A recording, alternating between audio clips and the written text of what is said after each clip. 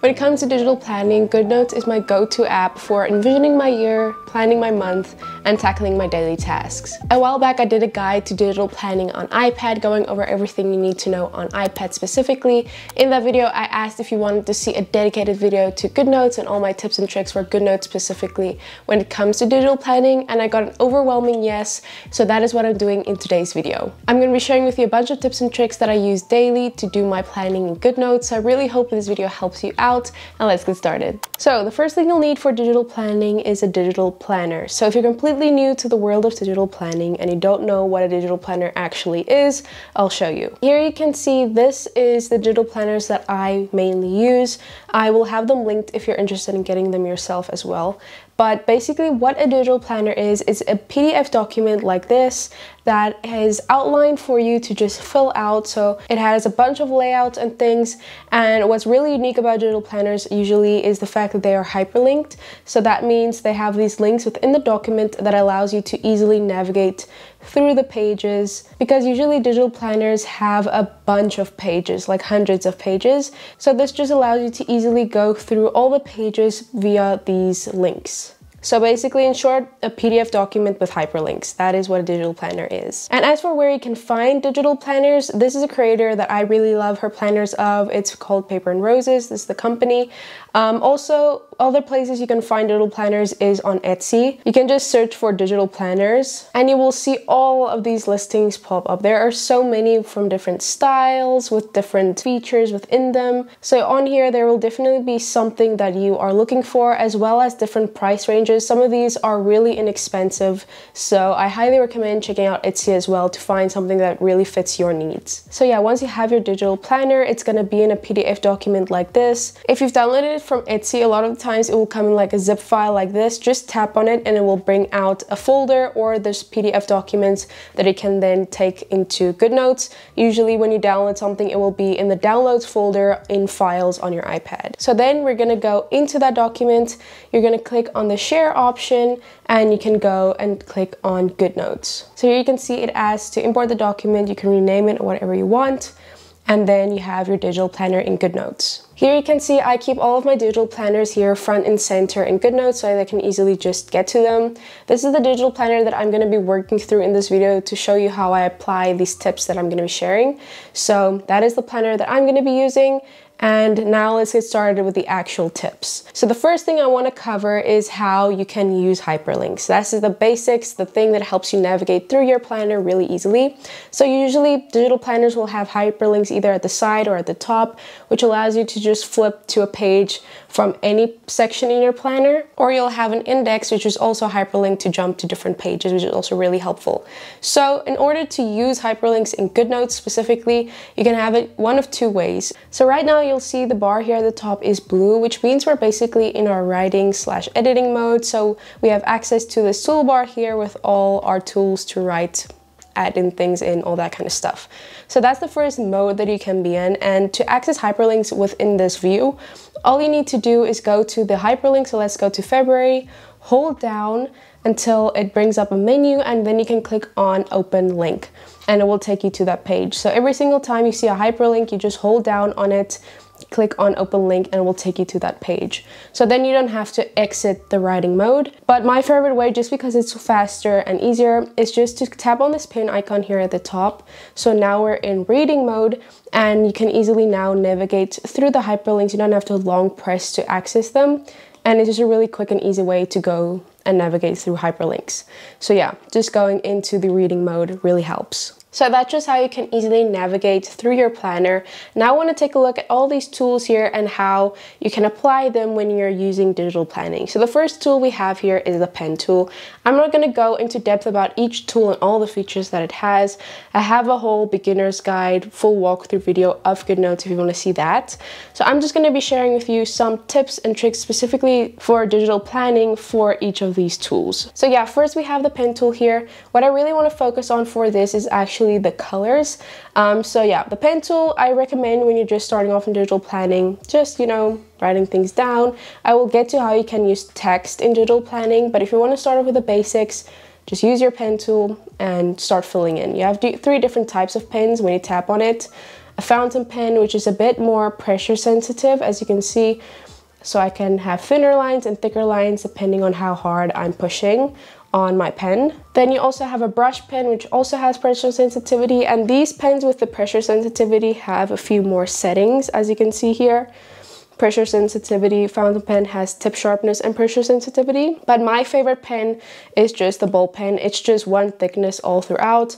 I just like the look of it. I feel like it looks very neat, so that's the pen that I like. Also, with Goodnotes 6, we did get a lot of new updates, and one of them is the fact that now when you go to these thickness strokes here, so this is where you adjust the thickness of your pen, you can also adjust the type of strokes, so you can have solid, dashed, and dotted lines, which is new. So this is kind of what that would look like. So as you can see, this is the dotted lines that I have here. It's just a fun little thing that you can tweak as well. But what I want to show you is the colors here at the top. So here you can have a few presets of colors that you just allows you to easily switch between different colors.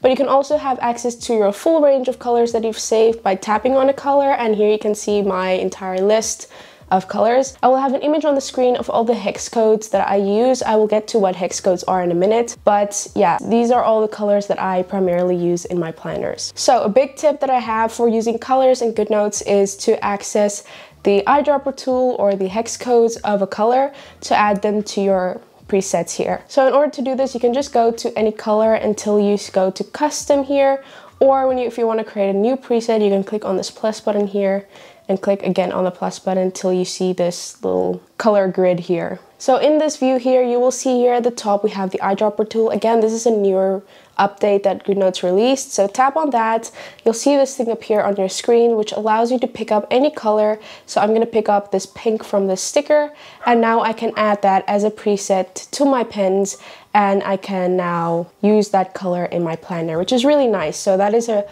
really cool way of getting access to colors. Other thing you can do is get the hex codes of colors. So whenever you choose a color, you will see that when you go to custom here, it has this code after the word hex, which is the code that's specific to that color. A lot of people on Instagram and Pinterest share their hex colors for people to use as color palettes in their planners. So that's just a really helpful tip. Here you can see some of people's hex codes. That just allows you to copy that code and paste it into that hex code section. So you just paste it in here or write it out in that little box, and then you can save that as a preset. So you can either do that with the hex codes, or you can pick a color up with the eyedropper tool. It's really your choice. Then next up we have the eraser, and the only thing I want to share with you about the eraser is just the fact that you have three different types. You have the precision eraser, a standard, and a stroke eraser.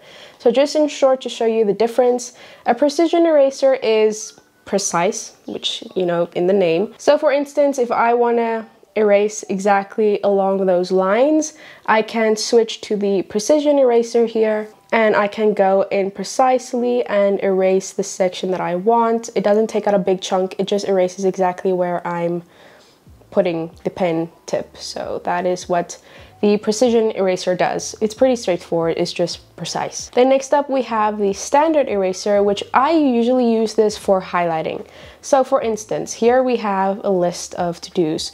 Usually I highlight my to-dos, which I will get to in a bit. So say I'm highlighting a word, but I went too far and it just looks unneat to me. What I can do is I can switch to the standard eraser here, which usually makes it keep its shape. So as you can see, it still has the rounded edges that we know of with the highlighter tool, whereas if I were to use the precision eraser, it would kind of lose its shape.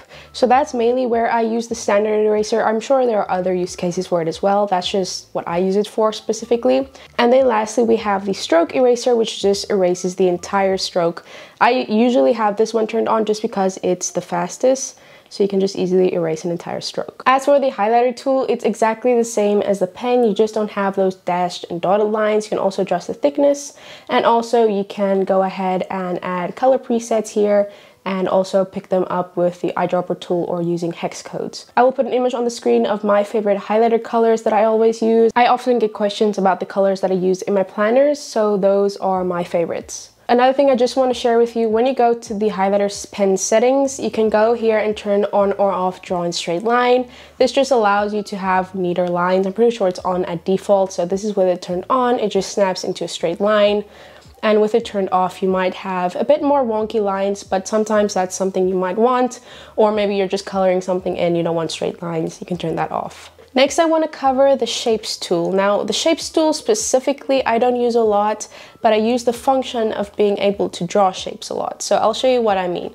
This is really hard to get on camera, so I hope it comes up when I'm showing you what I'm about to show you. So with the Shapes tool, you can do exactly the same with a pen tool. You just have to make sure draw and hold is turned on. So Shapes tool immediately transfers something into a perfect shape, whereas when you're using the pen tool, you have to hold a bit and then it snaps into a perfect shape like this. The thing I don't know if you can see it is the fact that when go here, go to draw and hold, there are other settings here. And the one I want to focus on is fill color. So I don't know if you can see it, but the outside is dark black and the inside has a lighter shade of black. That's with any color that you are drawing a shape with. It's gonna be a darker shade on the outside as a border and a lighter shade inside. So a tip that I want to share with you is how you can use this practically in a planner. Now, a lot of people like to use this, especially when they're doing time blocking. So I don't know if you can see this clearly, but these are blocks of color that I created with the Shapes tool. I'll get a shot on my phone as well so I can clearly show you the colors that I can pick up. So with my pen tool selected, I'm going to draw a shape and I'm going to hold to snap it into a perfect shape. Like this. And then when you click undo once, you can either use the undo button here at the top, or you can just use 2 fingers and double tap to undo. The border will be removed, but the fill color will still remain as the shape. So that's just a really cool way to kind of do, like, it looks like a highlight almost, because it's more transparent and you can just clearly see the piece that you've highlighted with the shape. So like I said, a lot of people use this for time blocking, things like this. You can draw a shape around the time block that you want, undo once to get rid of the border, and it's just left with this cool little shade of color, which I think looks really nice in things like this. You can even use this just normally in your planner. So I'm going to draw a shape and then you can go ahead and click undo once, and then you're left with this block. And then you can maybe use this for like writing something in a block. You can do that here. So that's just a cool tip that I have for you with using shapes and the fill color of shapes. Also, when you are drawing a shape, you can easily edit a shape by just tapping on it, and then you'll see these handles pop up where you can adjust the length. If you have more of a strange shape, you can also edit the handles of that as well. Next, I want to share with you the lasso tool, which I think is one of the most powerful tools in Goodnotes and just makes your life so much easier. So I'm gonna go quickly to my January vision board. Here you can see I have different types of medias, is that the word to use? Different types of things here in my vision board. I have some photos, I have some text here, and I also have some handwritings that I made with that dotted line thing.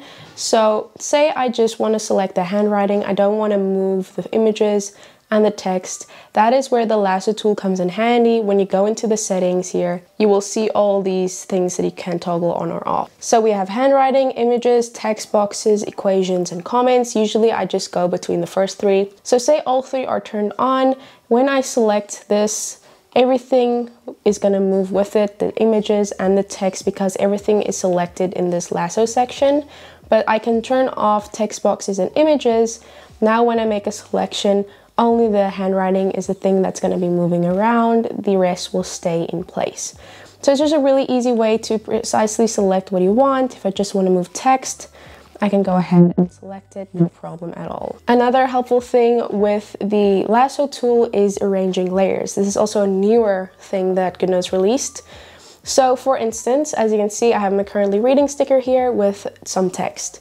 So I'm going to quickly do something and then I'll show you how we can basically fix it. So now you can't see the text anymore because the text is behind the sticker. So say you first added the text and then you decided to add in a sticker, and now it's kind of the sticker is on top of the text.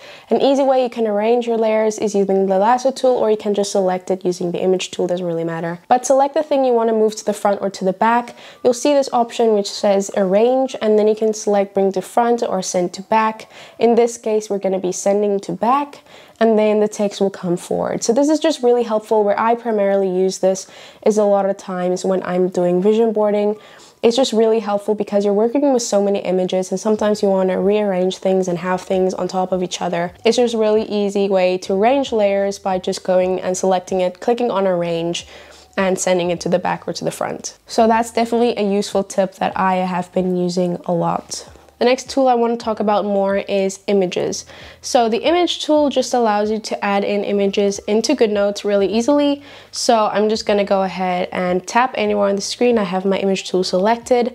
Then it opens up my image library and I can just add in any image that I want. So a really helpful thing to do with images is to crop them. So you just wait till this menu pops up, click on crop, and you have two different types of crop. You can use rectangle or freehand. Rectangle allows you to just crop something into any type of rectangle. You just adjust the sides and then it's in a rectangle. And then freehand allows you to basically crop something using your pencil, and you can just crop exactly how you want it to appear with your pencil. Click on done, and then that is what it's gonna look like here in your planner.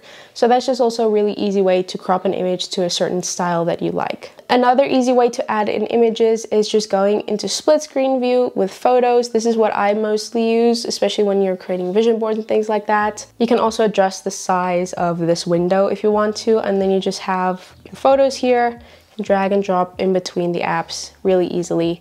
That is how you can also add photos. Another view you can use is slide overview. So we're not going to drag it all the way to the side here. We're going to just drag it up, and it looks like a little iPhone screen that you have here. You can use these three dots at the top to move it to either side. But what's really helpful also is you can have it on your screen.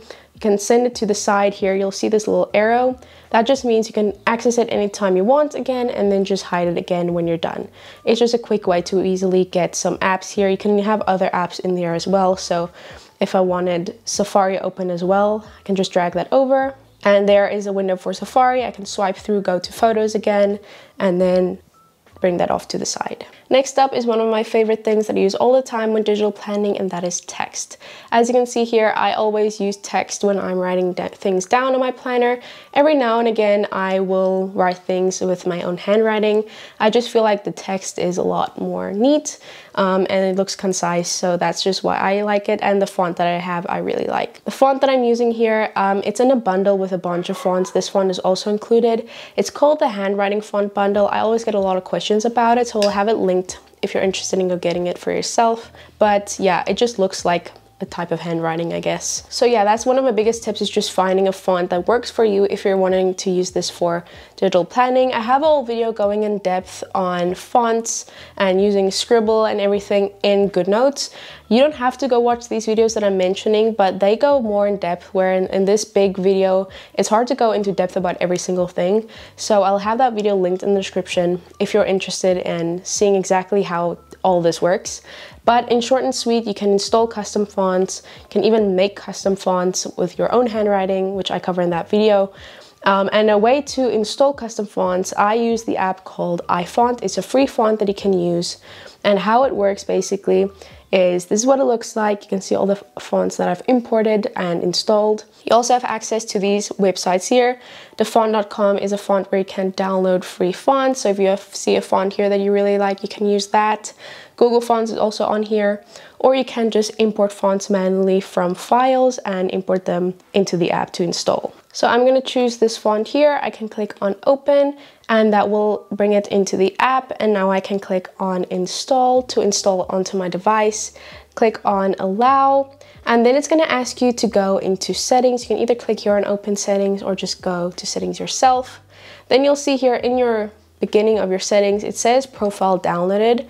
Tap on that and then you'll see this section where you can install a font. Click on install, enter your passcode. Don't worry, it's not going to do anything weird to your iPad. It's just asking permission to install the font, and then you're good to go. If you're wondering where all of this is in settings, it's actually here in general, and then you can go to VPN and device management and you can see everything that I've installed, all the fonts. You can even uninstall fonts from here as well. But yeah, now I have access to that font in Goodnotes. Let's go to that font. Here you can see that font that I just installed, and now I can use it in my planner. So the basics for using text in Goodnotes: it basically converts your handwriting into text. You can use a keyboard if you want, but I find just using the Apple Pencil is just my favorite. So you just tap anywhere with a pen type tool selected, tap, app, it will make a little box and then you can write whatever you want and it will convert that into your text. If you're wondering why my font automatically looks like that certain font that I've installed, it's because I've set it as default. So I'm going to show you how to do that. So when you're starting off with digital planning, maybe this is what it looks like every single time. The font's too big, it's not the font that you want, and every single time you're going in and changing the font to the one that you want and changing the size to the one that you want. If you're gonna have to do that every single time, it's gonna become very tedious and just time consuming. So the way that I do it is I find the one that I like, I have the right size, I have the right font. Then you go to this T with a heart and select Save as Default. So now every single time I make a text box, it's gonna go to the default state, and that is the one that I've set it to be that font and that size. So that's a very big tip for text. It saves you a lot of time. If you find that it's maybe not converting your handwriting into text, maybe Scribble is turned off on your iPad, just go to Settings and go to Apple Pencil. There you'll see the settings for Scribble. You can just make sure that's on. And you can also go to Try Scribble. It will give you a little demo of how it works to erase text and all that kind of stuff really easily with your Apple Pencil. So that's just a really helpful tutorial that you can go through in order to help you best with using Scribble. Also, just a quick thing that I want to show you is using colors with text. So I don't usually use color with the text. Usually I just go for plain black. But as you can see, when I select my text and go to the color option here, these are just the default colors that they give you when you are using Goodnotes. Most of my color options that I like to use are in my pen panel here, and they're not all in the text panel here, which obviously you can go ahead and add them in by the hex code or the eyedropper tool. But I just find that I don't use it enough to want to do all that. So the easy way to just change the color to something that you want is going with the lasso tool, selecting your text, clicking on color, and then all the color options that you have in your pen tool will then appear. So that's just an easy way to change the color to the colors that you already have existing in your pen tool, if you're interested in using it that way. Now, the last thing I want to share with you is probably my favorite because I think it just makes digital planning very fun. That is covering stickers and images and all that kind of stuff, and how you can kind of decorate your planners, I guess. Now, I've made a series of sticker packs over the last few months. I will have them linked if you want to go get them for yourself. They're completely free.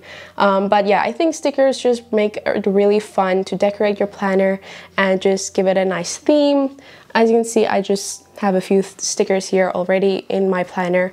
So I'm going to sharing with you how to use stickers in Goodnotes. So maybe you've bought a pack of stickers from a creator. Usually there are 3 different ways the creator can give you stickers. The first one is in the format of just normal images. Maybe you saved it to photos or to files. Then you can just go ahead and open them up. So these are all the images of the stickers, and you can just drag and drop them into Goodnotes like you would do any image in Photos. So that is a way that you might get access to stickers. Another way is through a sticker sheet like this, which has all the stickers in Goodnotes already set out for you in this little Goodnotes document. It's just images that you can now copy and paste between different files. So that's also another way. So usually these will look like this in files. It might look like a zip file, which is actually not a zip file. It's actually a .goodnotes file that's at the end of the title. And it's basically a Goodnotes document that you're gonna have to go and click on share and go to Goodnotes and import it as a document. So then it will look like this, that you can just go ahead and copy and paste in between. Another way people make stickers available for Goodnotes is through a Elements collection. So Elements here I'm going to get to in a bit, but Elements just give you a way to save things in Goodnotes and to easily reuse them because they already have all the stickers set out in a collection that you can just go ahead and use. So for instance, this will look like this in files. It's going to have .collection at the end of the title. You can also just click on it, share to Goodnotes, and import that as a collection into Goodnotes. So those are usually the ways you get stickers for Goodnotes, either through images or sticker sheet or Elements collection. Now, Elements is a really helpful tool because it allows you to create things that you can easily reuse throughout all your documents.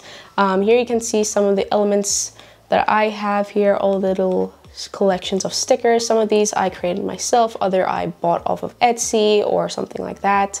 Others are created in Goodnotes from using a pen or a highlighter or something so that I can just easily reuse it. So the Elements tool, I have a whole dedicated video on that I go into depth about all the things you can use the Elements tool for. But one thing that I feel like a lot of people miss is the fact that you can use it to reuse things throughout your documents that you've created in Goodnotes actually. So I always have this one way that I show people how this can be useful. So with my pen tool, I'm going to quickly draw a shape. Now I always have this one way through which I depict kind of how you can use the Elements tool to reuse in different places.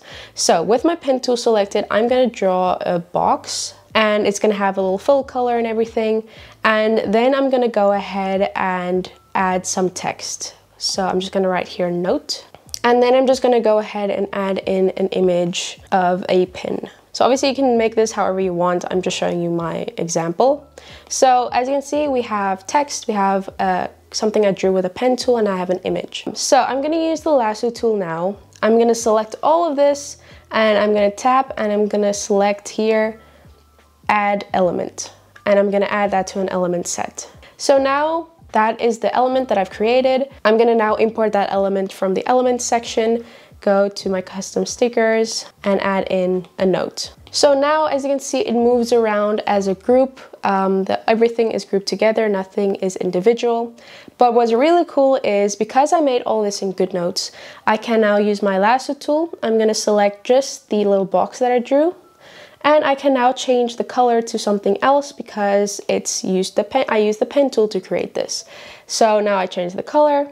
I can use the image tool here, and I can resize it, make it a bit different. And also I can use the text tool and edit the text that I have here. So let's go ahead and write something else. And that is that.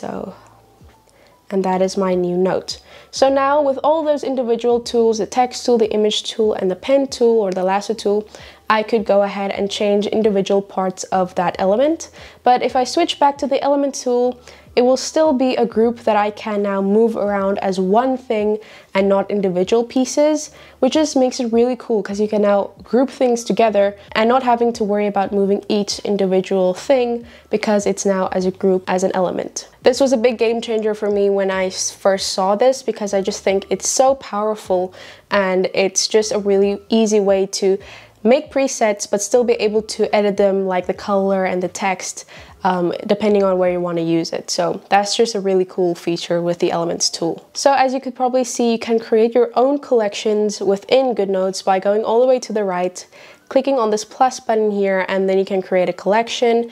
You can import images from files or photos, but with those you can only import them one at a time, and usually sticker sheets have like a bunch of images. So an easy way to navigate that is just to go into split screen view with files wherever your stickers are. Usually I just click on select and select all, and then you can go ahead and drag those over into your collection here. So that's just an easy way to bulk import a bunch of images into a collection. Some other fun ways to use stickers is a lot of times I like to use Procreate. So I'm gonna go here. Procreate is a really nice app to be creative on iPad, and there are things you can create in Procreate which you cannot do in Goodnotes, for instance, like making stickers, or in my case, what I love to use it for is hand lettering. I cannot hand letter in Goodnotes to save my life. So I'm just gonna quickly write something out in hand lettering. So usually when I do something like this, I don't go ahead and save it to photos and then add it into Goodnotes, because I don't just want a bunch of random hand lettering in my photos. Usually I just go to the layer here, click on copy, and then I paste that into Goodnotes. So I'm gonna click on paste, and usually I crop it to the size that I want.